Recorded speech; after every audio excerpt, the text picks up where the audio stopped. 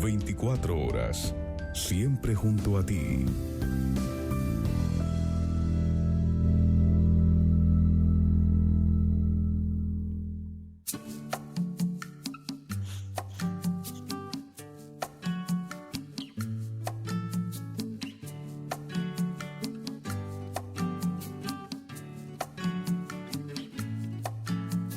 Lámpara es tu palabra para mis pasos, luz en mi sendero. Lámpara es tu palabra para mis pasos, luz en mi sendero. Luz, tu palabra es la luz. Buenas tardes, queridos hermanos, hermanas oyentes de Radio Anglicana. Bienvenidos a una emisión más de su programa La Palabra Hoy. Con nosotros el reverendo Juan María Tellería. Bienvenido, Juan María. Muchas gracias, reverendo Noel. Muchas gracias a ti, a todos los amigos que están ahí en los equipos de Radio Anglicana y, por supuesto, muchísimas gracias a todos nuestros amigos radio oyentes que son quienes nos hacen el programa. Tu palabra para mis pasos, luz en mi sendero. Luz, tu palabra es la luz. Luz, tu palabra es la luz. Como siempre, agradecemos la compañía de nuestros queridos hermanos que nos escuchan a través de la transmisión de Radio Anglicana en la página web, a través de las aplicaciones y aquellos también que nos ven y nos escuchan en este momento en la transmisión de vídeo. Sean todos bienvenidos en el nombre del Señor. Sendero, lámpara es tu palabra para mis pasos, luz en mi sendero. Continuamos con las reflexiones en torno a esta primera carta del apóstol San Pablo a los tesalonicenses, y en esta ocasión hablaremos sobre la actitud del apóstol en Tesalónica y su preocupación por aquella congregación joven. Les animamos también a que puedan compartirnos sus inquietudes, sus preguntas, sus aportaciones a nuestro número de WhatsApp, el 698-680696, para los que están aquí en el territorio nacional y para los que nos escuchan fuera de España, anteponiendo el signo positivo y el número 34 a este mismo número, podéis hacer llegar a los estudios de Radio Anglicana vuestras reacciones. Palabra es la luz. Como siempre, el gran invitado, el Espíritu Santo. Nos ponemos pues en la presencia de Dios. Adelante, reverendo. Te damos muchas gracias, Señor, por tu gran misericordia para con nosotros y por el privilegio que nos das una vez más de poder aprovechar estas ondas de Radio Anglicana en el mundo para poder poner un granito de arena en esa gran necesidad de esperanza que tenemos todos los seres humanos. En esta noche, Señor, te pedimos que esa esperanza llene nuestros corazones y de forma muy especial los corazones de todos aquellos que están sufriendo situaciones que son muy difíciles, o bien situaciones familiares, o bien situaciones generales de sus sociedades, o bien situaciones terribles provocadas por guerras y por graves conflictos. Te pedimos en todo caso, Padre nuestro, que ilumine a este mundo, a esta humanidad que a veces mostramos el estar perdidos y el no saber reconocer cuáles son los senderos que tú has trazado para nosotros. Que tu luz nos guíe y nos ilumine para que podamos realmente encontrarte a ti, que eres nuestra paz, a ti que eres nuestra gran bandera y también nuestra seguridad. Gracias por escuchar nuestras oraciones en el nombre del Padre, del Hijo y del Espíritu Santo. Amén. Amén. Amén. Lámpara es tu palabra para mis pasos, luz en mi sendero. Lámpara es tu palabra para mis pasos, luz en mi sendero. También aprovechamos para saludar a nuestros queridos hermanos de Radio San Juan y Radio San Mateo que retransmiten nuestra señal.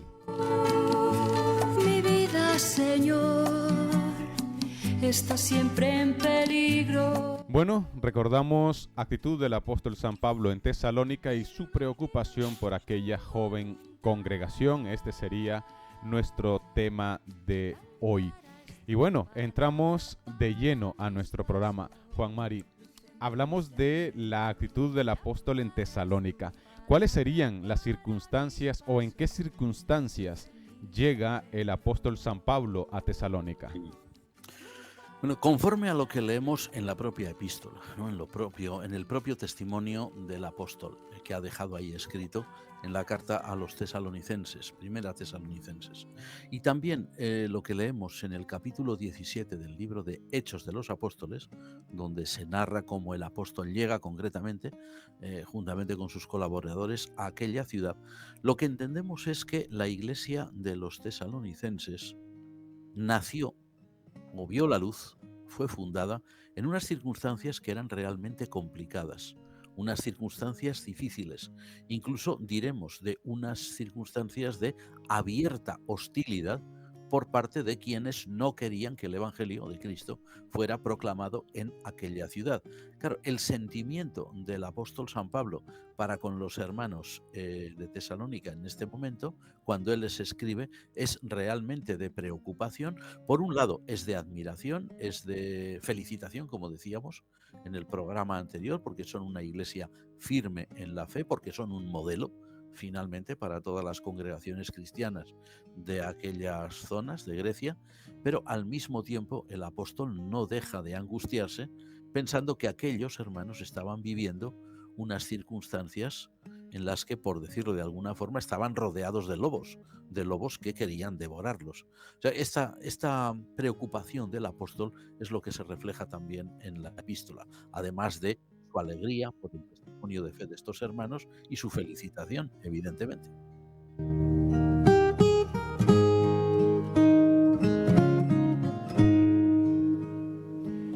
Había gente que se oponía al ministerio de Pablo también en Tesalónica. Juan Mari, ¿quiénes fueron esos adversarios enconados que tuvo ahí el apóstol San Pablo y cómo los percibe él? Esos lobos rapaces que decíamos, ¿no? Que estaban rodeando allí a los hermanos de Tesalónica. Mira, por lo que nos da a entender claramente en la epístola y por lo que leemos en el libro de los Hechos, desgraciadamente, y lo decimos así, desgraciadamente esos adversarios enconados, esos adversarios furibundos del apóstol, de la iglesia recién nacida allí, del propio evangelio, eran ni más ni menos que los judíos. Es decir, la comunidad o las comunidades judías existentes allí en Tesalónica, y nos imaginamos pues que también en aledaños, los judíos de la diáspora, que eran muchos, que llenaban pues en fin, grandes extensiones de terreno, que estaban presentes en muchas ciudades de la Grecia continental, como era por ejemplo Tesalónica, o estaban incluso presentes en Roma, en fin, en muchos lugares del Imperio Romano, y cuya actitud ante el Evangelio era totalmente negativa. Bueno, de hecho, el apóstol los acusa claramente en esta epístola, en este capítulo, los acusa claramente de ser adversarios, no ya de los hermanos de Tesalónica, o no ya de su propia persona, la persona de él, sino incluso adversarios del propio Dios. Al actuar en contra de la proclamación del Evangelio, estaban actuando claramente en contra del Dios que supuestamente decían adorar. Y algo terrible también, al oponerse al Evangelio, que era redención para todos los pueblos del mundo, estos judíos estaban, por supuesto sin darse cuenta, oponiéndose al beneficio del género humano. Lógicamente el apóstol debía estar muy preocupado. Tengamos en cuenta que él mismo era judío. Por lo tanto, ver que sus propios connaturales, su propio pueblo tenía esa actitud tan nefasta contra el Evangelio era algo que le debía producir una terrible desazón.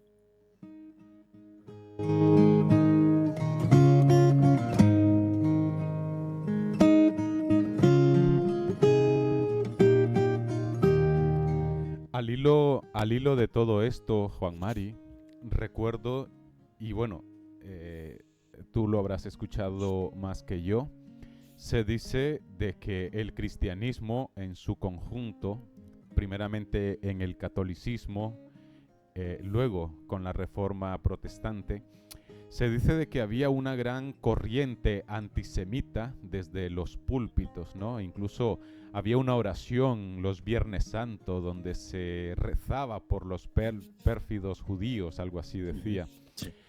Y decían pues que esto alimentó ese sentimiento antisemita durante siglos. Luego con la Reforma Protestante también se habla muy duramente al respecto. En este hilo se ha acusado al apóstol San Pablo en reiteradas ocasiones de ser marcadamente antisemita e incluso inspirador del antisemitismo histórico de los pueblos cristianos, como comentaba anteriormente, y que tristemente pues trajo catastróficas consecuencias para este pueblo. ¿Podríamos decir que eso es así? Podemos decir que, desgraciadamente, el antisemitismo ha existido en la Iglesia, en el cristianismo, prácticamente desde el principio, pero no por culpa del apóstol San Pablo. O sea, no se puede acusar a San Pablo realmente de ser antisemita. El antisemitismo cristiano nace, como decimos, en el siglo I por el hecho de que, no hay que olvidarlo, y así está escrito además, que da el testimonio del libro de los Hechos de los Apóstoles, los judíos fueron los primeros perseguidores de los cristianos. La comunidad cristiana de Jerusalén, la primera comunidad que existió, sufrió persecución por parte de los judíos, por parte de las autoridades religiosas judías, y ello tuvo como consecuencia el martirio de San Esteban, ¿no? El protomártir, el primer mártir. En cuanto a acusar a San Pablo claramente de ser antisemita o, como se dice también, ¿no?, como has comentado tú, de ser inspirador del antisemitismo, bueno, pues eso es son unas acusaciones que carecen por completo de fundamento, ¿no? Es cierto que San Pablo, mira lo que acabábamos de decir, ¿no?, hace unos momentos, que San Pablo acusa gravemente, ¿no?, a los judíos de estar actuando en contra de Dios, pero claro, San Pablo nunca, jamás podría haber sido antisemita. O sea, no se le hubiera pasado por la cabeza una idea semejante, ¿no? Tengamos en cuenta que el propio San Pablo, como decíamos, era judío. Por lo que se lee en alguna de sus epístolas, no es que solamente fuera judío, sino es que además estaba muy orgulloso de serlo, ¿no? Estaba orgulloso de su linaje, estaba orgulloso de su educación, la educación recibida como judío, ¿no? Pero, claro, el apóstol San Pablo, a pesar de todo ese bagaje cultural y religioso judío que tiene, San Pablo no podía, como se suele decir vulgarmente, mirar para otro lado, y no podía pretender disimular el grave error en que sus connaturales, sus connacionales, estaban cometiendo en aquellos momentos en relación con el Evangelio, lo que les convertía de hecho en enemigos, como hemos dicho, enemigos de Dios, enemigos de la Iglesia, enemigos del género humano en general. Es muy posible, bueno, de hecho es cierto, ¿no?, que por desgracia se hayan utilizado en ocasiones palabras tomadas de epístolas de Pablo y utilizadas por antisemitas cristianos, enemigos declarados de los judíos, ¿no?, acusando a los judíos, por ejemplo, de, como decían, de deicidio, ¿no?, el pueblo deicida, pérfidos judíos, como tú muy bien has indicado, que se solía rezar en ciertas liturgias de Viernes Santo, ¿no?, o incluso el hecho de haber pretendido estar más que justificados para perseguir a los judíos con saña, ¿no? Desgraciadamente se han utilizado palabras de la Biblia, concretamente del apóstol San Pablo, en contra de los judíos por parte de antisemitas cristianos. Pero volvemos a insistir, jamás el apóstol San Pablo hubiera buscado ni hubiera pretendido inspirar ese odio visceral hacia su propia gente, ¿no?, hacia su propio pueblo. Al contrario, si recordamos, por ejemplo, esos capítulos magistrales que se encuentran, por ejemplo, en Romanos 9 al 11, esa importante sección de la epístola a los romanos, en ellos vemos cómo el apóstol siente un verdadero La palabra sería un verdadero desgarro interno, un desgarro de su corazón cuando ve cómo su pueblo, el pueblo de Israel, el pueblo judío, se aparta del propósito divino salvífico, ¿no? Al mismo tiempo que también expresa su esperanza de una restauración del pueblo judío al final de los tiempos, dice, cuando reconozcan plenamente al Mesías, ¿no? O sea, el espíritu de San Pablo es lo más opuesto, lo más diametralmente opuesto a cualquier tipo de antisemitismo. San Pablo es muy realista, acusando a su propio pueblo de dar la espalda a Dios. San Pablo es muy realista cuando acusa a su propio pueblo de no aceptar el Evangelio, de no aceptar al Mesías, pero él no espera que se persiga a su pueblo o que se pretenda una especie de, entre comillas, venganza cristiana, ¿no?, contra los judíos, mucho menos. Lo que espera es la conversión de su pueblo.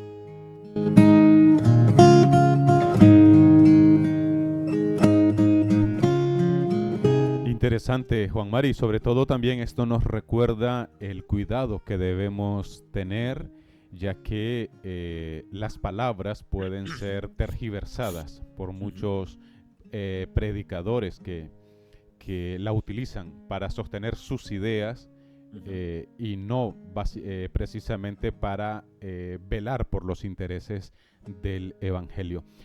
Escuchando esto que comentabas, Juan Mari, y también mediante la lectura de este capítulo, surge otra pregunta. ¿Cómo es posible que los judíos se opusieran de tales maneras a la proclamación del Evangelio en Tesalónica? En cambio, los paganos no decían nada. Para ellos, pues, había más tolerancia por parte de los paganos que por parte de los judíos. ¿A qué se debía esto? ¿Por qué pasaba esto? Bueno, esto es un hecho, esto es una circunstancia cultural que está ahí en la base, ¿no?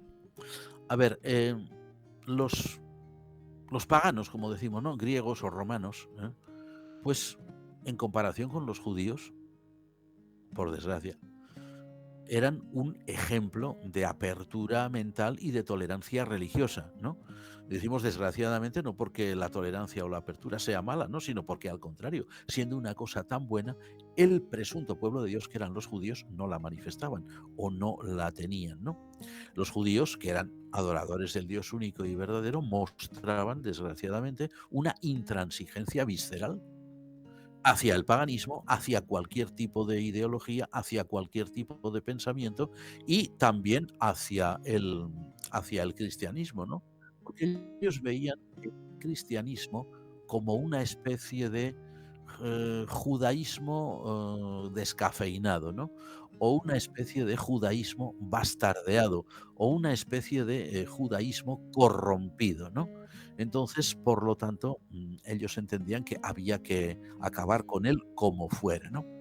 El paganismo, si pensamos un poquito en lo que se suele saber generalmente de la religión antigua de los griegos o de los romanos, el paganismo clásico, pues estaba muy acostumbrado a una gran multitud de divinidades, de dioses, de héroes, de semidioses, de manera que una divinidad más, procediera de donde procediera, por ejemplo de Palestina, pues no les creaba una alarma excesiva, ¿no? Podemos recordar, por ejemplo, el gran discurso de San Pablo apóstol en Hechos de los Apóstoles, capítulo 17, el gran discurso del Areópago ateniense, donde él habla con filósofos, razona con ellos, no parecen demasiado convencidos de lo que él dice, ¿no? Y piensan, según dice el texto de San Lucas en ese capítulo, que San Pablo es un palabrero, o sea, un charlatán más, que está hablando de de nuevos dioses, ¿no? Porque entienden que Jesús y la resurrección son dos dioses distintos, bueno, en fin, cosas por el estilo, ¿no? Sin embargo, ese tipo de diálogo abierto parece ser que con los judíos, por lo que da también a entender el propio libro de los Hechos, cada vez que San Pablo predica en una sinagoga, ese diálogo no era tan abierto, ¿no? O si en principio parecía serlo, luego se cerraba o luego había manifestaciones de intransigencia, ¿no?, de fanatismo por parte de los judíos. Esto a nosotros nos tiene que hacer pensar mucho en un detalle que a lo mejor se nos podría pasar desapercibido, muchas veces no, desgraciadamente hay gente que se da cuenta y lo dice y lo escribe incluso. Resulta muy triste comprobar cómo en demasiadas ocasiones los presuntos fieles a Dios, no ya solamente judíos de aquella época, sino cristianos o presuntos cristianos de la nuestra, eh, los presuntos fieles a Dios o los supuestos seguidores, seguidores de Cristo, ¿no? De Cristo Jesús, discípulos de Cristo, mostramos, ya digo, en ocasiones, una mente mucho más cerrada, una mente mucho más intransigente, incluso diríamos más, mostramos mucha menos caridad para con los que piensan diferente de lo que podrían manifestar, por ejemplo, adherentes a otras religiones incluso paganas, ¿no? Es una verdadera pena que, por ejemplo, los judíos de esta época, su convicción de que el Dios que adoraban era el único verdadero, en vez de llevarles a tener mayor compasión de los que no lo conocían, generara en ellos más bien el sentimiento contrario, o sea, rechazo, ¿eh? En contra del espíritu de los profetas que habían anunciado que también los otros pueblos se acercarían para escuchar la palabra de Dios, etcétera, ¿no? Es una lástima que incluso en el mundo cristiano actual haya grupos abiertamente hostiles a cualquier forma de pensamiento que no coincida con ellos, cuando en realidad el espíritu del Evangelio, el espíritu de Cristo, es un espíritu de diálogo, es un espíritu abierto, no es un espíritu que condene. Por supuesto que el Evangelio pues, es radical, eso sí, en su planteamiento, ¿no? El Evangelio es radical, nos guste reconocerlo o no, pero esa radicalidad del Evangelio es la radicalidad de la compasión, la radicalidad de la misericordia, la radicalidad del amor cristiano en Cristo, porque es un amor que se abre, no un amor que se cierra. El propio Jesús da el ejemplo. Jesús no se muestra intransigente. Incluso paganos, según los evangelios, se acercan a él y le piden incluso pues, que cure a alguien de su familia. Jesús no los va a rechazar. Aquellos judíos habían cometido en Salónica un gravísimo error. Muchos cristianos estamos quizás cometiendo hoy ese mismo error, pero eso no debe ser. Pablo denuncia abiertamente ese espíritu de intolerancia.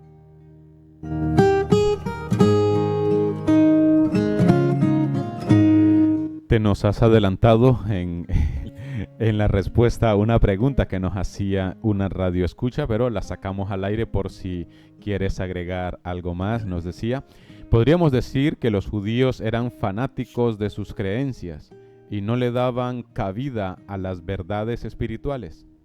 Totalmente, efectivamente, así es. Además, muy buena definición la de esta amiga, que habla claramente de fanatismo. Sí, el fanatismo que existe a todos los niveles, no solo fanatismo religioso, existe fanatismo político, existe fanatismo incluso comercial, en fin, hay fanatismo a todos los niveles. Por desgracia, es una actitud mental que en realidad, y eso lo tenemos que decir, está cimentada en el miedo, en el temor. La persona que es fanática de una idea, ya sea religiosa, ya sea filosófica, ya sea política, ya sea de cualquier tipo, la persona fanática reacciona siempre con violencia extrema porque tiene miedo. ¿De qué tiene miedo? Este es el gran problema. Tiene miedo quizás de que sus creencias no sean tan firmes o no estén tan bien asentadas como esa persona desearía, o quizás tiene miedo de su propia inseguridad que pretende pues, afianzarla, que pretende reforzarla pues, de una manera agresiva. La actitud que mostraban los judíos, estos judíos de la época de San Pablo, ante el evangelio cristiano proclamado por él, por el apóstol Pablo, el apóstol de los gentiles, era una manera de mostrar ese fanatismo, su miedo, el miedo a que el judaísmo desapareciera en aras de una nueva doctrina que, como decíamos antes, ¿no? Ellos entendían como una especie de judaísmo, pero bastardeado, ¿no? Un judaísmo, pues, descafeinado, en fin, un judaísmo que perdía realmente su identidad. Al actuar de aquella forma, e incluso como hacían, ¿no? Al suscitar o pretender suscitar persecución contra el apóstol y persecución contra quienes aceptaban el evangelio, lo que estaban mostrando aquellos judíos fanáticos, muy bien dicho, por parte de esta amiga nuestra, lo que mostraban era temor por la integridad de sus creencias, temor por la integridad de su identidad religiosa, temor por su cultura, por su cosmovisión que veían amenazada. El fanatismo siempre es agresivo porque siempre tiene miedo.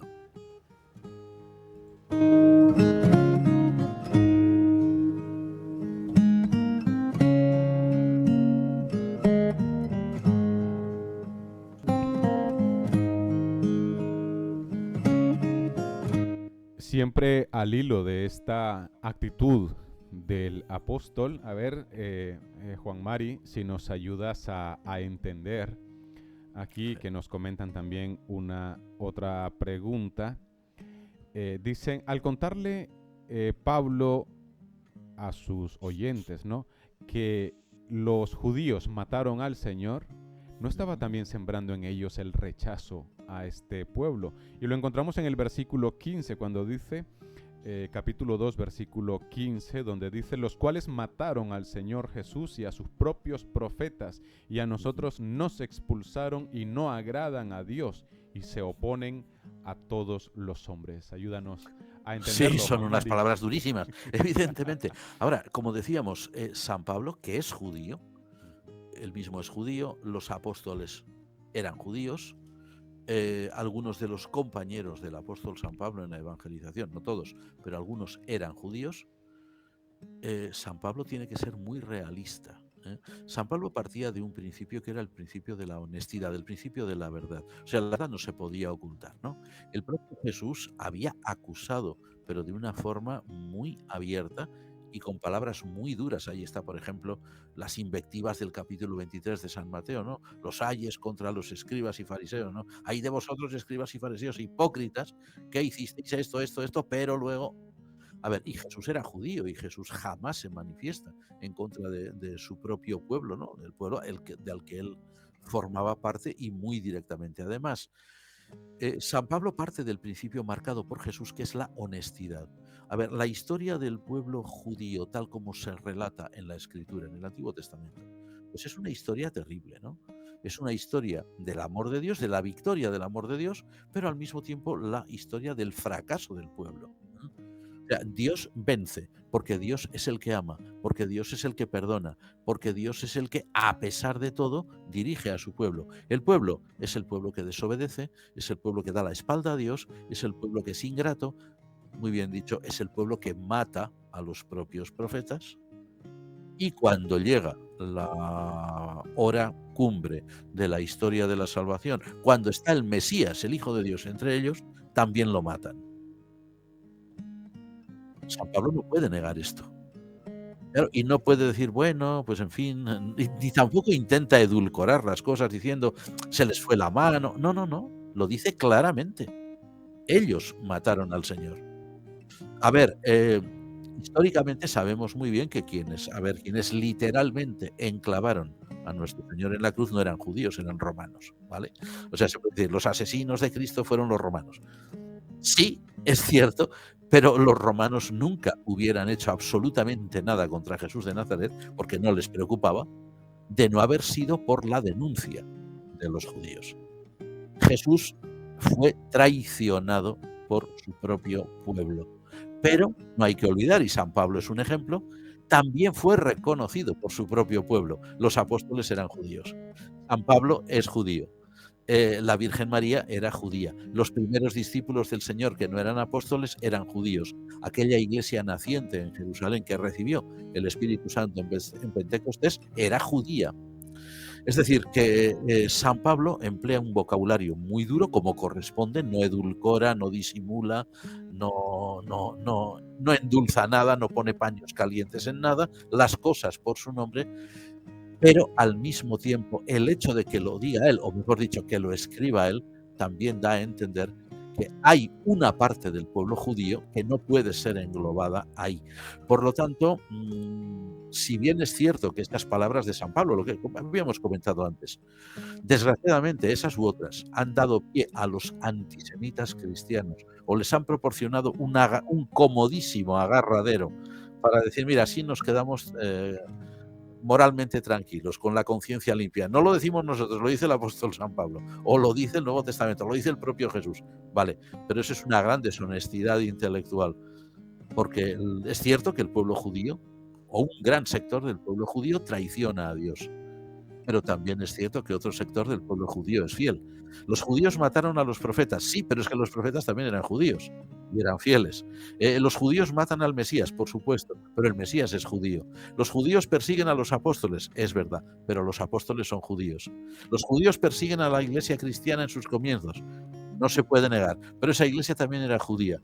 Es decir, San Pablo acusa, y con razón, a ese sector del pueblo judío que se había mostrado infiel, pero nunca, por supuesto, como decíamos, pretende suscitar odio, y mucho menos contra su propio pueblo y contra su propia gente. Claro. Seguimos también con la actitud del apóstol San Pablo. En este capítulo también nos percatamos que Pablo financia su propio ministerio con su trabajo. Esto era para mostrar que no se beneficiaba de los recursos de las personas, o para también demostrar la voluntariedad de su ministerio. Ambas cosas son reales, ambas cosas son reales y no son incompatibles, ni mucho menos. Pensemos que el apóstol San Pablo tenía un gran interés. Él tenía un ministerio muy especial que otros apóstoles no tuvieron. Él fue el apóstol de los gentiles, es decir, él fue el que tenía que implantar. Otros también lo hicieron, no fue el único, evidentemente, pero por antonomasia él es el apóstol de los gentiles, el que tenía que implantar iglesias, el que tenía que implantar el evangelio en zonas gentiles, en zonas paganas. El apóstol tenía un ministerio muy especial que le exigía unas condiciones muy especiales. El apóstol Pablo se muestra, por lo tanto, a lo largo de todo su epistolario, ¿no? Y como leemos también en el testimonio de los Hechos de los Apóstoles, San Pablo se muestra muy independiente de los demás apóstoles. Ahora, no quiere decir que él actuase por libre o actuase en contra de ellos. Hay unos pasajes muy interesantes en la epístola a los Gálatas en las que se nos dice cómo el apóstol sube a Jerusalén, habla con los que consideraban en la época las tres grandes columnas, Pedro, Jacobo y Juan, habla con ellos, dice, y ellos le dieron la mano en señal de compañerismo. Es decir, reconocieron que lo que él proclamaba, lo que él enseñaba, era el mismo evangelio que ellos. Es decir, San Pablo, que tenía un ministerio distinto, no por eso estaba traicionando el evangelio, ni muchísimo menos, ¿no? Pero como decimos, el apóstol Pablo vivía una situación especial, un ministerio muy especial que los otros no tenían y que le exigía unas condiciones de vida pues diferentes. No era lo mismo hacer viajes como los que él hizo, que a lo mejor pues estar trabajando más en territorio palestino, aunque ya decimos, la inmensa mayoría de los apóstoles salieron al exterior, pero fue San Pablo, por decirlo así de alguna manera, quien llevó el título y la prebenda de apóstol de los gentiles, porque fue quien realmente inició lo que era la iglesia en zonas tan sumamente difíciles para la evangelización como era Grecia o como era la propia Italia, dentro del Imperio Romano. Sí, y que a eso ayudó mucho la ciudadanía romana que poseía Pablo. Sí, que otros no tenían. Efectivamente, él era ciudadano romano. Los otros eran súbditos, pero no ciudadanos. Él era ciudadano. Así es. También seguimos con comentarios y reacciones de nuestros oyentes. Nos dicen en el capítulo 2, Pablo recalca mucho la humillación de Jesucristo. ¿Cuál sería la razón, Juan María? ¿Acaso es para recalcar la posición de humildad que debemos tener o hay algo más? Sí, por supuesto que sí. Por supuesto que sí. El hecho de que Jesús fuera una persona humilde, y como recalca muy bien el apóstol, el hecho de que Jesús fuera una persona humilde fue un hecho histórico, porque el Mesías, para serlo, el Hijo de Dios, para ser realmente el Hijo de Dios, para ser el Salvador, debía asumir la forma más humilde de la naturaleza humana. Y nosotros esto lo decimos como un tópico, pero a veces no nos damos ni cuenta de lo que estamos diciendo.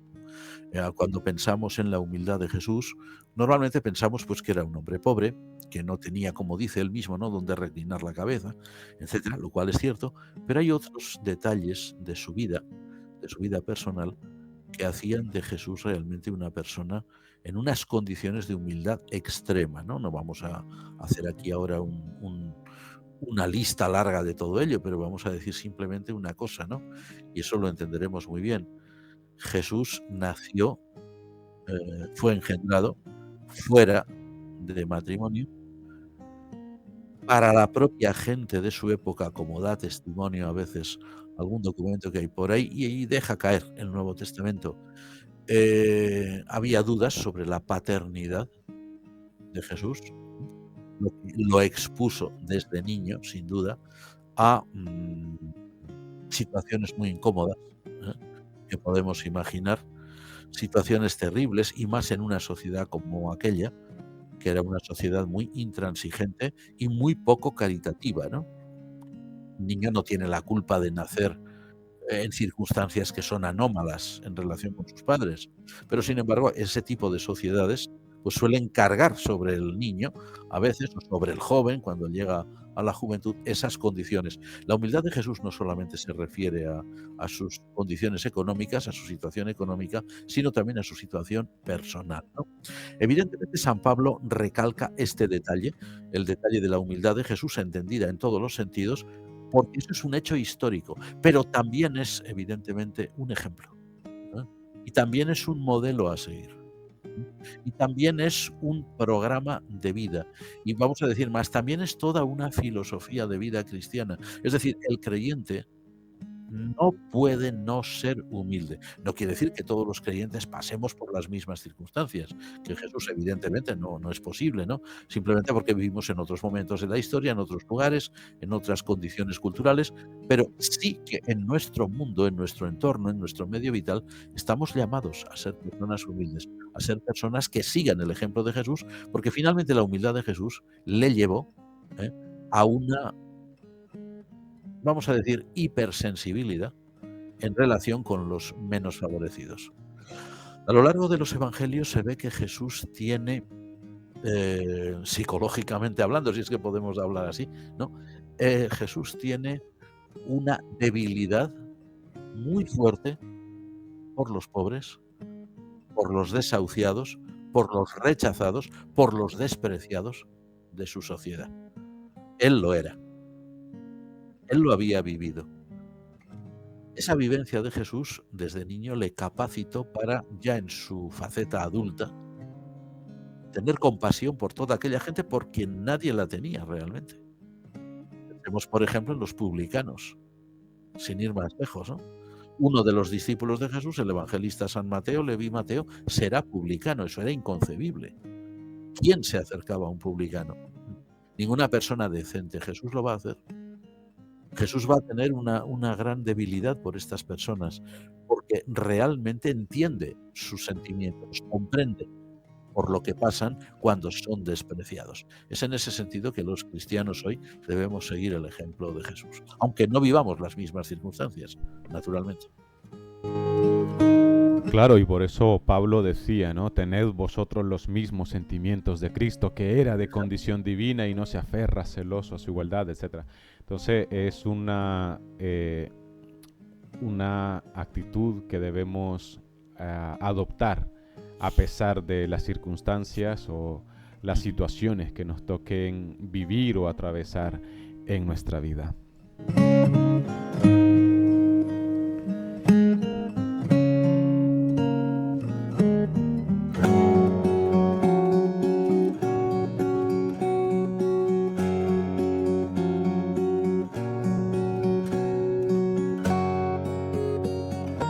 Bueno, ya casi acercándonos al final de nuestro programa, Juan Mari, ¿qué le causa dolor, sufrimiento al apóstol San Pablo al ver la fe y la esperanza de los tesalonicenses? ¿Hay algo que le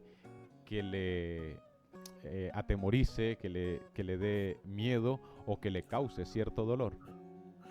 Bueno, según lo que leemos en este capítulo 2 de la epístola, a San Pablo le produce verdadero daño, ¿no?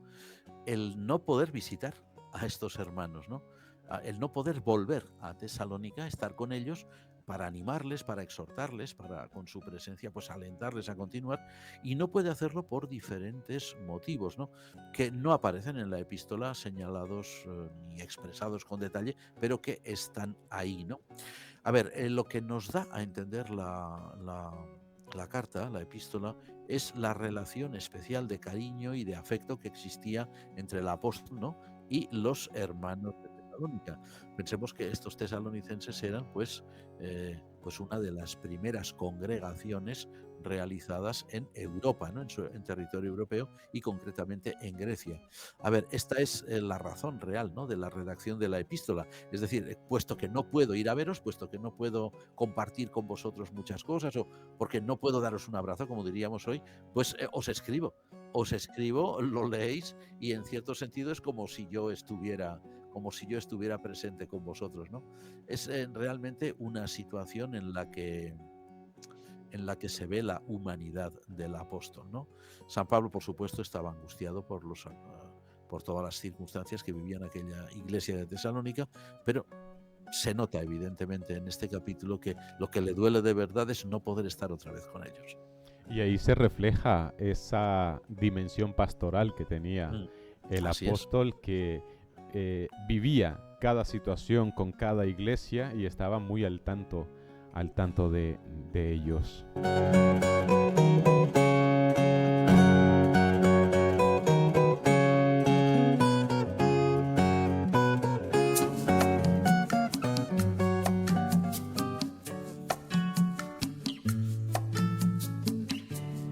Bueno, pues con esto hemos llegado al final de nuestro espacio. Como siempre, muy contentos de vuestras intervenciones, de vuestros aportes, de vuestra ayuda también que nos aportáis mediante vuestros comentarios, mediante vuestras preguntas.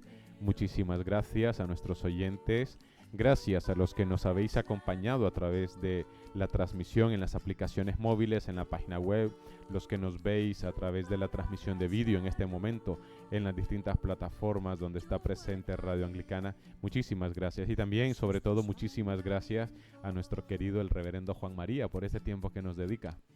Al contrario, muchísimas gracias a todos vosotros. El esfuerzo que hacéis en Radio Anglicana es notable, mucho más de lo que podemos imaginar quienes os vemos al otro lado, y sobre todo, como muy bien has dicho, muchísimas gracias, queridos amigos, a todos los que estáis ahí.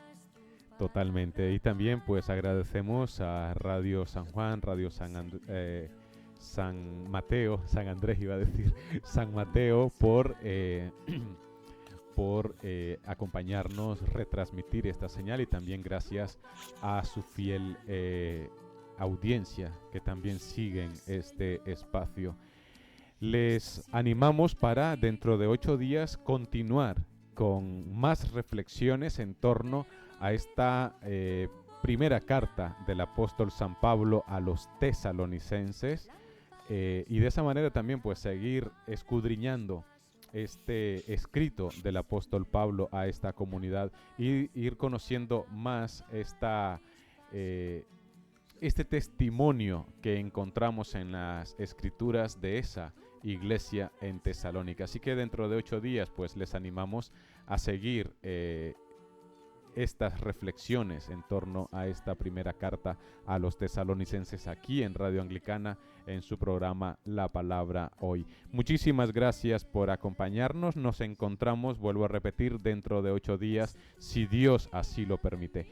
Alabado sea Jesucristo. Amén. Amén. Lámpara es tu palabra para mis pasos, luz en mi sendero. Lámpara es tu palabra para mis pasos, luz en mi sendero.